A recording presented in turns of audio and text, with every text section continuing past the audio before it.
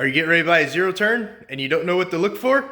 Well, use my fails on buying my zero turn and turn them into your pros. This video is about things to look out for when buying a zero turn. If that's something you're interested in learning about, because this is my first zero turn and I made some mistakes that I should have taken care of before I even left the place that I bought it from, then stick around because this video is all about that. Now, let's get into the video.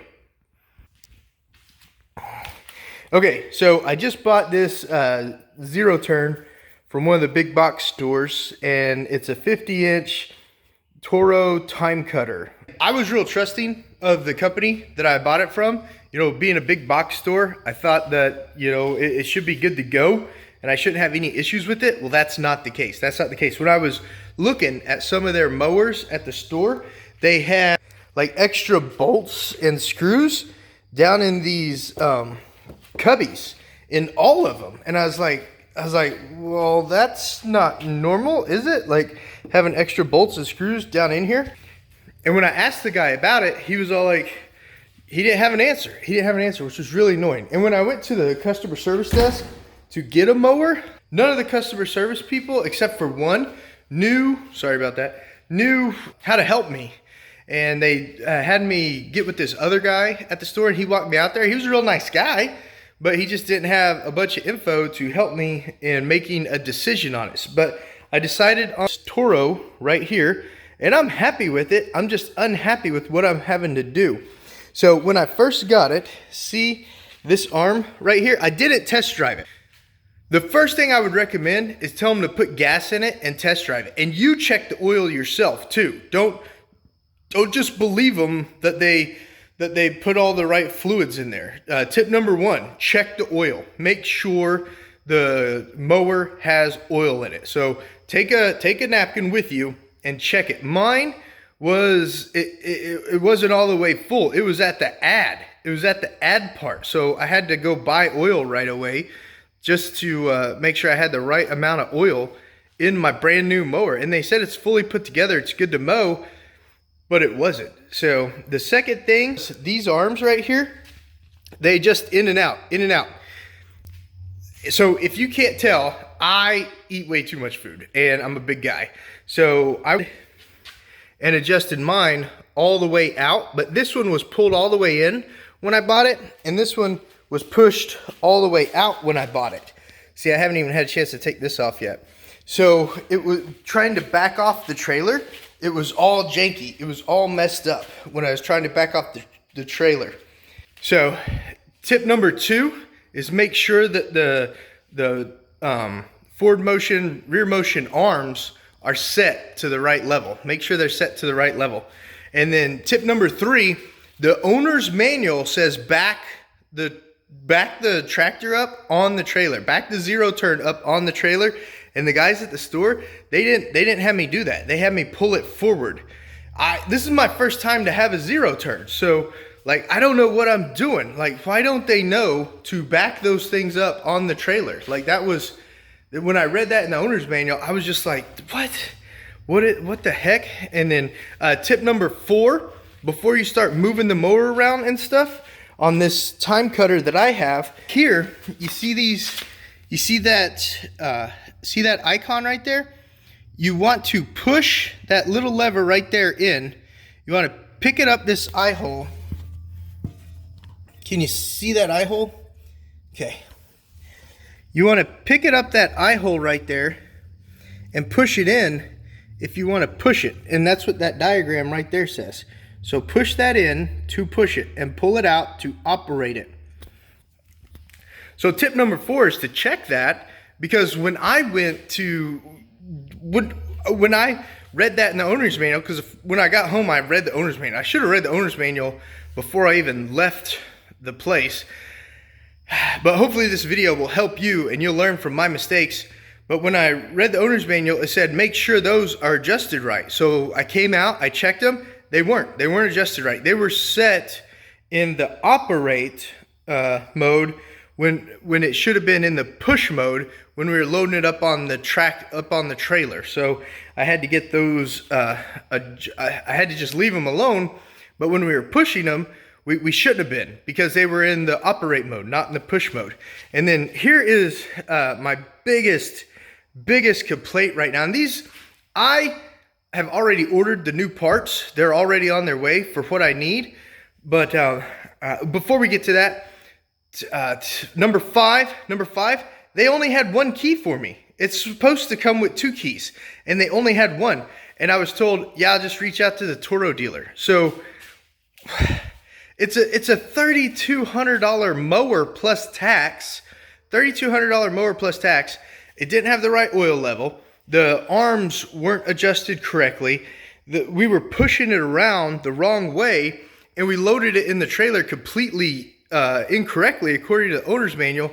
And I don't get 2 keys. I just wanted to get out of there so I could go enjoy my new mower. But you know, still, like, why can't I get both keys to my mower that I purchased? So that's tip number 5. Make sure you get both keys. Tip number 6, attention when you're raising this seat up right here, because the seat raises up. Let me move this cable. So the seat raises up, and that cable right there is what holds it. That cable. So that cable is supposed to be connected like this.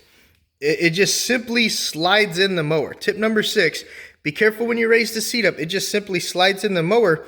And I say that because this cable, it was laying down over here. It was laying down over here. It wasn't even connected. So when I was getting to tip number 8, the last tip, I was getting to tip number 8 to try to figure out what's wrong with my mower. I raised that seat up, and I'd read in the owner's manual that it's connected by that cable. I raised it up, and I wasn't even paying attention, and it just fell over. It just right over into all that metal right there. It rubbed my handle. I mean, it's a mower, so I get it. It's not going to be perfect, but pay attention and make sure that's connected before you open the seat up all the way, because it wasn't even connected. Like, how hard was it to push that in there? Super annoying. And then tip number 7, these knobs weren't tightened down. They weren't tightened down. So adjust it to what's comfortable for you on this Toro time cutter. Adjust it what's comfortable to you, and then tighten it down, because that was just loose, sliding back and forward. And then here's my biggest problem. Super frustrated about this. Let me see if I can get to it. So this arm right here did not have the tightness. Like this arm right here, it's super tight. And this arm was super loose, going backwards and forwards. Well, it's because they didn't even install that shock right there. This is the part I had to order, is a screw and washer that goes in right here, because they didn't even have it attached. It's just sitting there. And it's a $3,200 mower, and this arm right here is super loose, so you have to hold it still while you're mowing, and it's because they didn't even attach that shock. That shock is supposed to be attached to that arm, and it helps steady the arm. See how that one's attached right there? This one was not.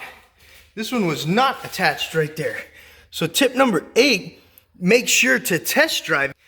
Make sure to test drive the mower. Don't take the employee's word for it at these big box stores that it's put together correctly, because it was not.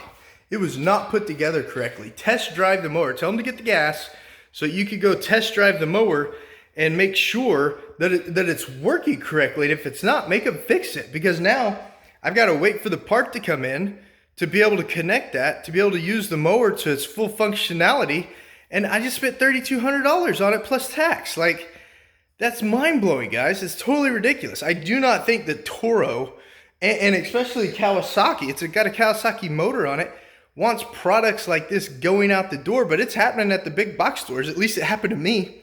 I haven't checked on YouTube, see if it's happening to anyone else, but it's happened to me. And then there was one more tip. Oh yeah, okay.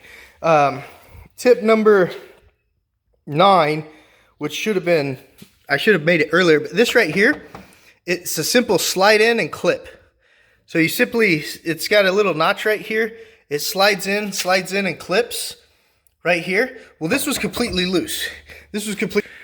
So it took me an hour to get to the store because I live out in rural Oklahoma, and I'm so glad I didn't lose that piece. If I had lost that piece, I wouldn't even have known, because I'm so new to the zero turn mowers, that I wouldn't have known that I lost that piece, because it would have just flown off the highway. So I'm so glad that it didn't fly off the highway, but I had to completely install that correctly because it wasn't installed correctly. So that's it.